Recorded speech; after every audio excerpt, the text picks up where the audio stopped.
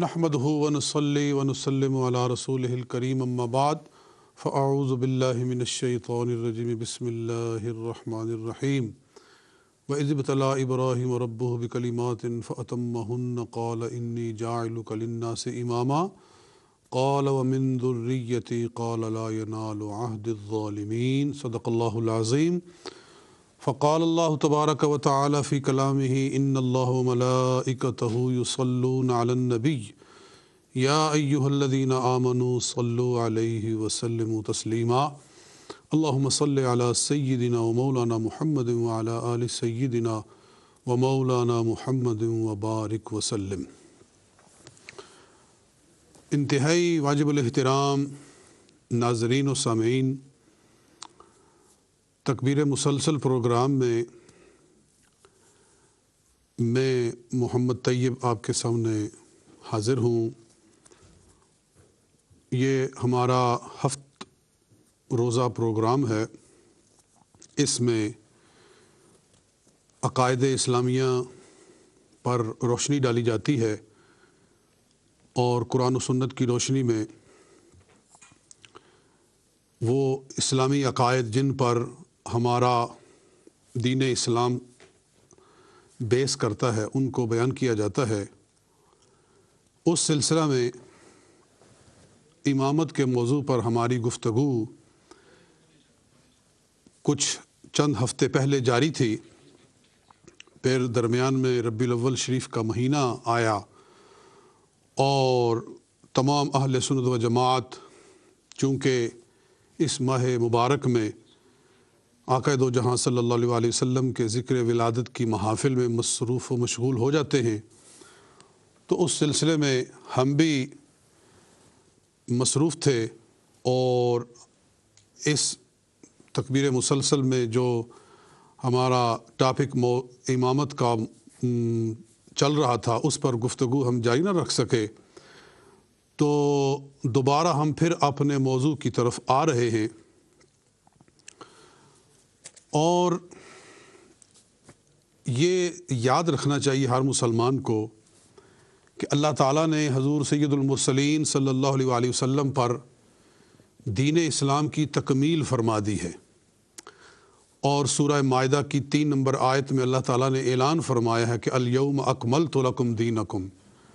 کہ ہم نے تمہارے لیے تمہارا دین مکمل کر دیا ہے۔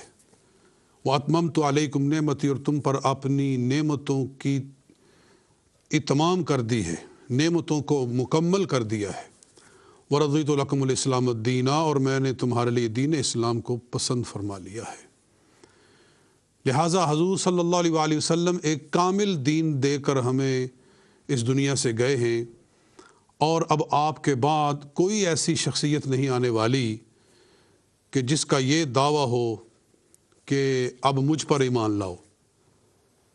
تو پھر تمہارا دین مکمل ہوگا۔ چاہے وہ اپنے آپ کو نبی کہے، اپنے آپ کو رسول کہے، امام کہے، مجدد کہے، مجتہد کہے، مصلح کہے، الغرض کوئی بھی نام اپنے آپ کو دے اور یہ کہے کہ اب میرے ماننے پر، میرے اوپر ایمان لانے پر تمہارا ایمان مکمل ہونا مشروط ہے اور تمہاری نجات میرے اوپر ایمان لانے کے ساتھ وابستہ ہے، ایسا ہرگز نہیں ہوگا۔ اور اگر ایسا کوئی بھی شخص آنے والا ہو اور اس کا دعویٰ صحیح ہو تو پھر جو اللہ نے اعلان فرمایا ہے الیوم اکملت لکم دینکم، پھر یہ اعلان درست نہیں ہے۔ اور چونکہ اللہ کا فیصلہ اٹل ہے، خدا کی ذات کا اعلان برحق ہے، اس لیے رسول اللہ صلی اللہ علیہ وسلم کے بعد اس امت میں جو بھی آئے گا وہ سرکار کے دین کا خادم بن کر آئے گا، وہ حضور صلی اللہ علیہ وسلم کی شریعت کو ہی لوگوں تک پہنچانے والا ہوگا، چاہے وہ امام کہلائے، چاہے وہ مجدد کہلائے، چاہے وہ کوئی بھی اس کا ٹائٹل ہو۔ نبی پاک صلی اللہ علیہ وسلم کی امت میں اللہ تعالیٰ نے ہزار علماء کرام پیدا فرمائے ہیں، مجددین پیدا فرمائے ہیں، فقہاء پیدا فرمائے ہیں، اور اسی طرح سے اولیاء کاملین پیدا فرمائے ہیں، یہ سارے حضور صلی اللہ علیہ وآلہ وسلم کے دین کے خادمین ہیں، مبلغین ہیں۔ ان میں سے کسی کا یہ دعویٰ نہیں ہے کہ میں اللہ کی طرف سے منصوص ہوں، اللہ کی طرف سے مجھے مبعوث کیا گیا ہے، خدا کی طرف سے مجھے بھیجا گیا ہے، میرے اوپر نص کی گئی ہے، اب مجھ پر ایمان لاؤ، اب میری امامت کو قبول کرو، یا میری مجددیت کو قبول کرو، میری مہدویت کو قبول کرو، اور اسی طرح سے میری مصلحیت کو قبول کرو، تو پھر تم مسلمان ہو۔ اور اگر تم نے مجھے امام نہ مانا، مجھے مجدد نہ کہا، مجھے مصلح نہ کہا، تو تم کافر ہو، تم اسلام سے خارج ہو۔ ایسا کسی کا دعویٰ نہیں، اور جو بھی ایسا دعویٰ کرے، ایسا شخص دائرہ اسلام سے خارج ہے، وہ شخص رسول پاک صلی اللہ علیہ وآلہ وسلم کے دین کو ناقص قرار دے رہا ہے، کیونکہ حضور صلی اللہ علیہ وآلہ وسلم کامل ہدایت عطا فرما کے گئے ہیں۔ اب ہدایت کا کوئی ایسا گوشہ باقی نہیں رہ گیا ہے کہ جو حضور صلی اللہ علیہ وآلہ وسلم کے بعد لوگوں پر واضح ہو اور سرکار صلی اللہ علیہ وآلہ وسلم اس کو بیان نہ فرما کے گئے ہوں۔ بس اب ملت اسلامیہ میں جتنے بھی رہنمایان ہیں، وہ چاہے امام کا ان کو ٹائٹل دیا جائے یا ان کو جو بھی لقب دیا جائے، بہرحال وہ حضور کے دین کو لوگوں تک پہنچانے والے۔ بہرحال یہ تو ابتدائی گفتگو تھی، اس موضوع پر پھر کبھی بات ہوگی۔ اس آیہ مبارکہ الیوم اکملت لکم دینکم کا شان نزول کیا ہے اور اس کی تفسیر و تعبیر کیا ہے، یہ ایک الگ موضوع ہے۔ میں اس بات پر آج تھوڑا سا ایمفیسائز کرنا چاہتا ہوں کہ جو میں نے آیہ مبارکہ پڑھی ہے اپنے ابتدائی عربی خطبہ کے اندر، اس کی طرف آنا چاہتا ہوں۔ اور تقریباً 2-3 ہفتے قبل ایک ٹی وی پر کچھ علماء بیٹھے ہوئے تھے، وہ اسی آیہ مبارکہ کو پڑھ کر اس سے عقیدہ امامت کو ثابت کر رہے تھے اور بتا رہے تھے کہ امامت ایک درجہ ہے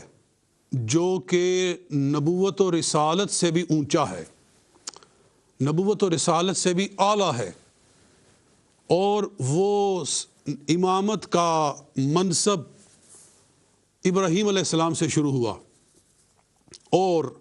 نبی پاک صلی اللہ علیہ وآلہ وسلم پر رسالت اور نبوت تو ختم ہو گئی، مگر امامت ختم نہیں ہوئی، وہ آگے بھی چل رہی ہے، اور وہ حضور صلی اللہ علیہ وآلہ وسلم کی اہل بیت میں ہے، حضور صلی اللہ علیہ وآلہ وسلم کی ذریت میں ہے، اور وہ امامت اتنا بڑا منصب ہے کہ نبوت سے بھی اعلیٰ ہے، رسالت سے بھی اعلیٰ ہے، بلند ہے، اس سے بھی زیادہ امپورٹنٹ ہے۔ مطلب یہ کہ جو نبی کو نہیں مانتا، کسی رسول کی رسالت کا انکار کرتا ہے، اگر وہ کافر ہے، تو جو امام کی امامت کا انکار کرتا ہے وہ اس سے بڑا کافر ہے، وہ اس سے بڑا منکر اسلام ہے، کیونکہ جب امامت درجہ ہی اونچا ہے۔ اور انہوں نے کہا کہ نبوت و امامت پہلے تو اکٹھی چل رہی تھی، ابراہیم علیہ السلام سے امامت کا سلسلہ شروع ہوا، پھر ان کی اولاد میں چلا، اور پھر حضور صلی اللہ علیہ وآلہ وسلم پر آ کے رسالت ٹھہر گئی اور امامت آگے چلی، اور پھر انہوں نے اس میں 12 امام شامل کیے۔ تو وہ آیہ مبارکہ پڑھ رہے تھے اور اتنا زور دے رہے تھے کہ جیسے امامت کے ثبوت کے لیے، امامت کے اثبات اور احقاق کے لیے یہی سب سے بڑی دلیل ہے، یہی سب سے بڑی دلیل ہے۔ تو اس آیہ مبارکہ کو بھی آپ پہلے دیکھ لیں، پھر اس سے انہوں نے 3 چیزیں ثابت کی۔ میں تھوڑے سے وقت میں، جب تک کہ آپ کی کالز اوپن نہیں ہوتی ہیں، میں اس آیہ مبارکہ کو آپ کے سامنے رکھتا ہوں، اور اس سے انہوں نے جو چیزیں ثابت کی، ذرا ان کو بھی دیکھ لیں، ایمان کے ساتھ، انصاف کے ساتھ۔ اس بات کو چھوڑ کر کہ آپ اہل سنت میں سے ہیں یا آپ اہل تشیع میں سے ہیں، لیکن بہرحال قرآن کو تو مانتے ہیں نا، اگر قرآن کی تفسیر قرآن میں سے ہی پیش کی جائے، قرآن کا مفہوم قرآن کی زبان سے ہی واضح کیا جائے، تو اس سے زیادہ پختہ بات کیا ہو سکتی ہے؟ تو پہلے تو آپ وہ آیہ مبارکہ دیکھیں کہ جس کو وہ شیعہ علماء نے پڑھا اور پڑھ کر انہوں نے اس سے یہ ثابت کرنے کی کوشش کی کہ امامت رسالت سے اور نبوت سے اونچا درجہ ہے، اور وہ حضور صلی اللہ علیہ وآلہ وسلم کے بعد بھی چل رہا ہے۔ اور آپ خود سوچ لیں کہ وہ اپنی بات میں کتنے سچے ہیں، اور اس آیہ مبارکہ کا ان کے عقیدت سے اور ان کے نظریہ سے کہاں تک تعلق ہے۔ یہ آیہ مبارکہ ہے،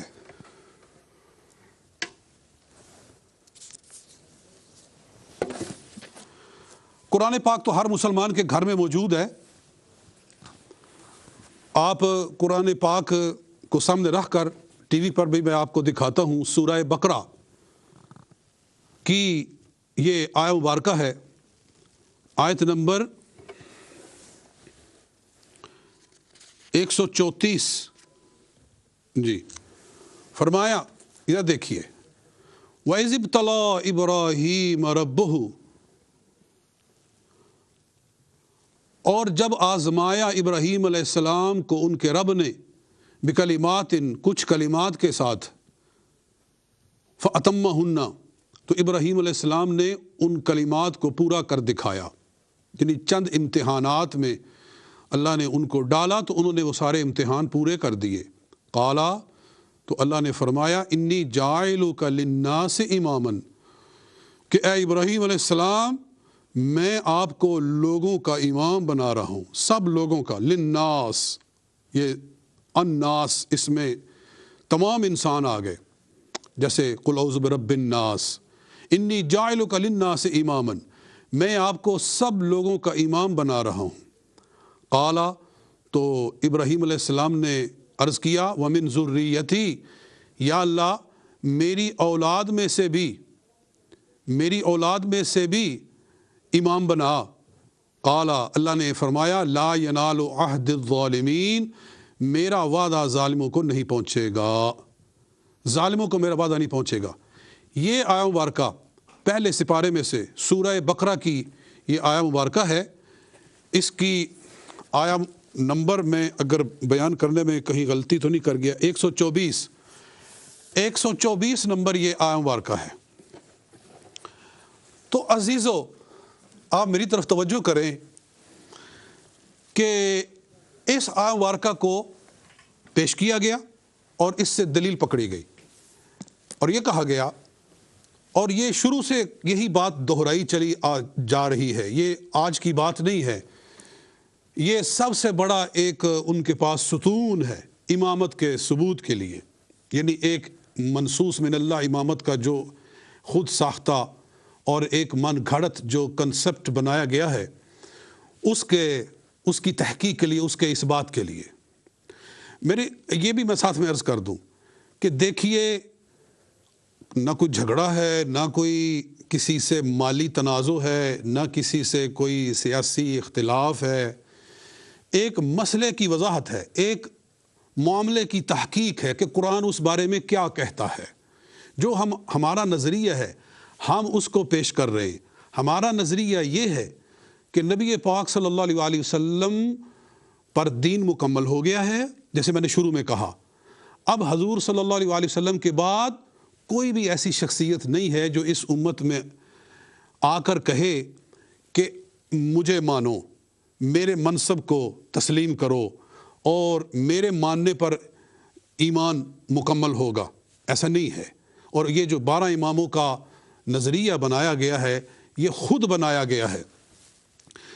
اور اس پر دلیل کیا ہے؟ یہ آیہ مبارکہ، یعنی جو کہتے ہیں کہ یہ ہم قرآن سے نکالتے ہیں، تو کہاں سے نکالتے ہیں؟ سب سے پہلے انہوں نے یہی آیہ پڑھی ہے، اور انہوں نے کہا کہ دیکھو ابراہیم علیہ السلام رسول تو پہلے ہی تھے، ابراہیم علیہ السلام اللہ کے نبی اور رسول تو پہلے ہی تھے۔ پھر اللہ تعالیٰ نے فرمایا کہ انی جاعلک للناس اماما، کہ میں، اے ابراہیم، اے میرے خلیل، میں آپ کو امام بنا رہا ہوں، لوگوں کا امام بنا رہا ہوں۔ تو معلوم ہوا کہ پھر امامت جو ہے یہ رسالت سے اونچا درجہ ہے، کیونکہ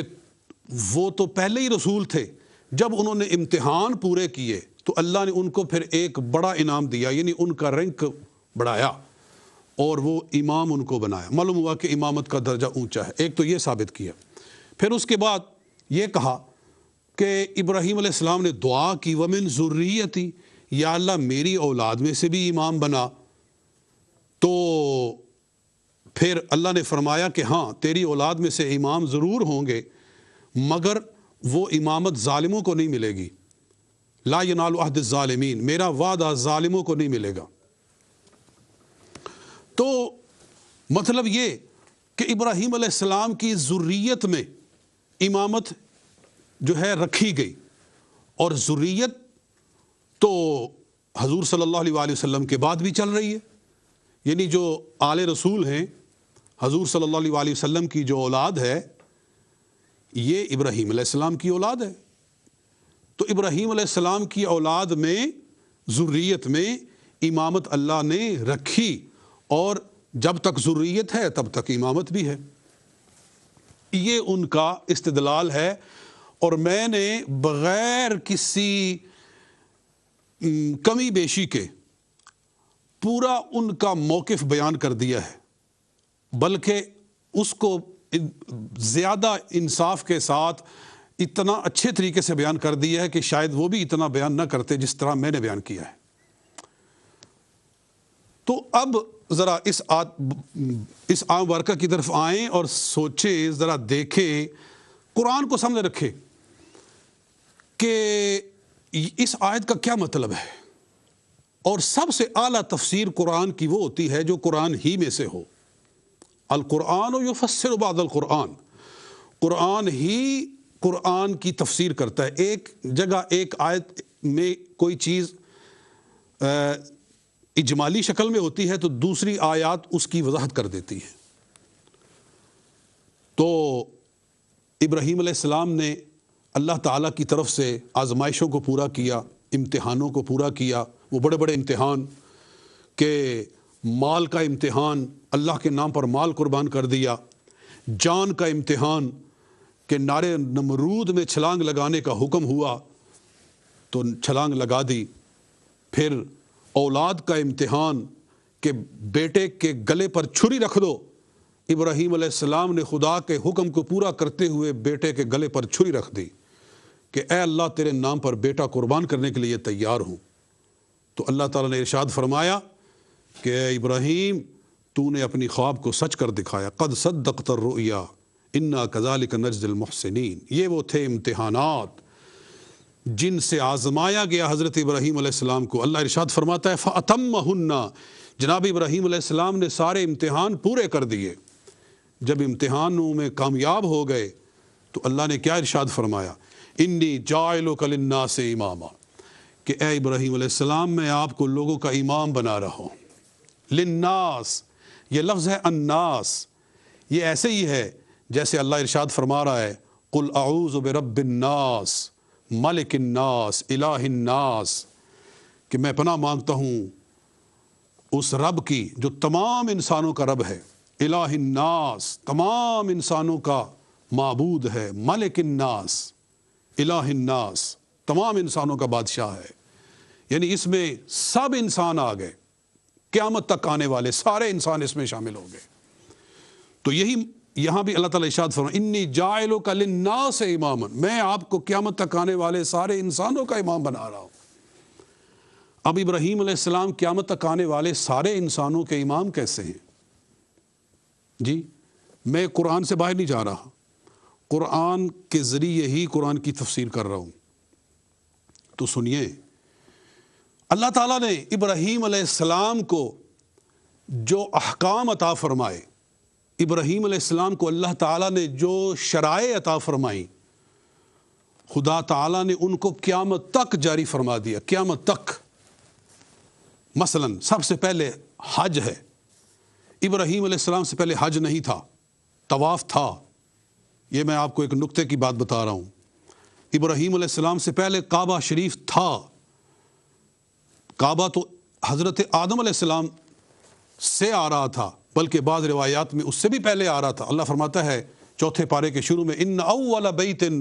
وضع للناس للذی ببکۃ مبارکا وہدی للعالمین، کہ بے شک سب سے پہلا گھر وضع للناس جو سب انسانوں کے لیے بنایا گیا، وہ کون سا ہے؟ للذی ببکۃ، وہ جو مکہ مکرمہ میں ہے۔ تو کعبہ تھا، کعبہ کا طواف تھا، لیکن حج نہیں تھا۔ حج ابراہیم علیہ السلام کے دست مبارک سے شروع کیا گیا، بلکہ یوں کہہ لے کہ ان کے اعلان سے شروع کیا گیا، اور وہ قرآن کہتا ہے۔ اللہ تعالیٰ ارشاد فرماتا ہے سورہ حج میں، سورہ حج کا 3 رکوع ہے 17ویں سپارے میں، اللہ ارشاد فرماتا ہے وَأَذِّن فِي النَّاسِ بِالْحَجِّ، اے ابراہیم علیہ السلام آپ لوگوں کو حج کی طرف پکاریں، بلائیں، لوگوں کو حج کے لیے دعوت دیں۔ اذن فی الناس بالحج، بلائیں لوگوں کو حج پر، یأتوک رجالا، لوگ حج کے لیے پیدل بھی چل کر آئیں گے، وعلی کل ضامر یأتین من کل فج عمیق، اور ہر طرح کی سواریوں پہ بیٹھ کر آئیں گے، کھلے اور تنگ راستوں سے چلتے ہوئے آئیں گے اور حج کریں گے۔ یعنی ابراہیم علیہ السلام کے دست مبارک سے یا ان کی زبان مبارک سے اللہ تعالیٰ نے حج کا سلسلہ شروع کیا، تو وہ حج قیامت تک جاری کر دیا گیا۔